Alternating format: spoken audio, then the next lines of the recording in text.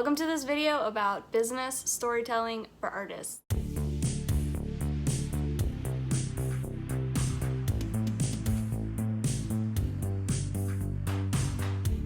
Know your audience. This is crazy important, and it's really easy to recognize in other people, but not necessarily yourself.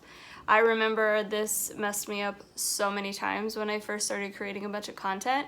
I didn't really realize how many inside jokes I had with myself until I started putting stuff out there that people were like, what? I assumed that people knew me and my voice, and the reality is most of the people don't know anything about how you talk or your jokes or your tone. So you really have to lay out context, a lot of context. Really what I think bridges a hobby from a business is it's not about you, it's about your audience members. And this took me like a year of being in business to realize, which sounds kind of stupid when you think about it, but it's an easy thing to overlook. You think you just push out content that you want to talk about, but the reality is just start listening to what your audience wants, and that's really what's going to help your business grow a lot. And my business really took off once I did that. So the other thing is to be honest. I'm not really a fan of the fake it till you make it thing, though I do believe in the law of attraction. It's important in your art, you know this, to be really honest and real and raw, and that same thing should be translated to your business and marketing. I actually know a lot of artists who make super good work, and then when it comes time to market it, they almost get this like persona that I'm like, what's this act? What are you doing? Just be you talking to your friend about your work.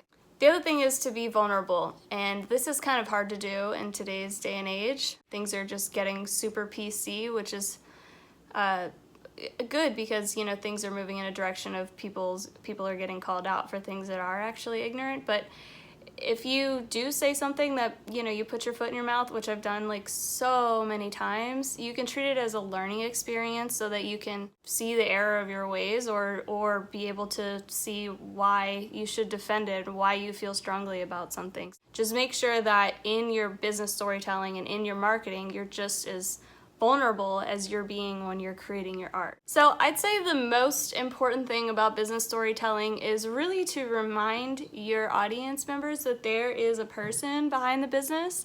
So that's something that we can really easily forget as we're telling stories about our business. Like, people need to know about the person. People don't even really trust brands unless they know the people behind the business. And you can do that by being all the things that we talked about in this video: vulnerable, descriptive, honest, all these different things. Make sure that you showcase yourself. Don't try to hide behind anything. Just be yourself. And that is so cliche. I wish it wasn't so cliche, but really showing your humanity is, I think, the key to business storytelling. And the last thing about this, I do feel like you should be able to reread your content of the business story that you're telling or watch it and be able to point out the value piece, because there's a lot of stories, especially if you're just a talker, that you could tell and that you want to talk about, but if it doesn't have any real value for other people and it's not positioned in a way that's like, hey, this is how your life can be bettered or transformed or whatever, like, it doesn't have to be some like huge amazing thing, but if you can't point out the value clearly at the end of making it, then you shouldn't put it out there. So now that we've talked about all the different strategies for business storytelling, you might be like, well, what kind of story should I tell? I actually made a list for this. So you could talk about why you made this art piece, talk about how you made this piece, talk about how the past relates to this particular piece or your art in general.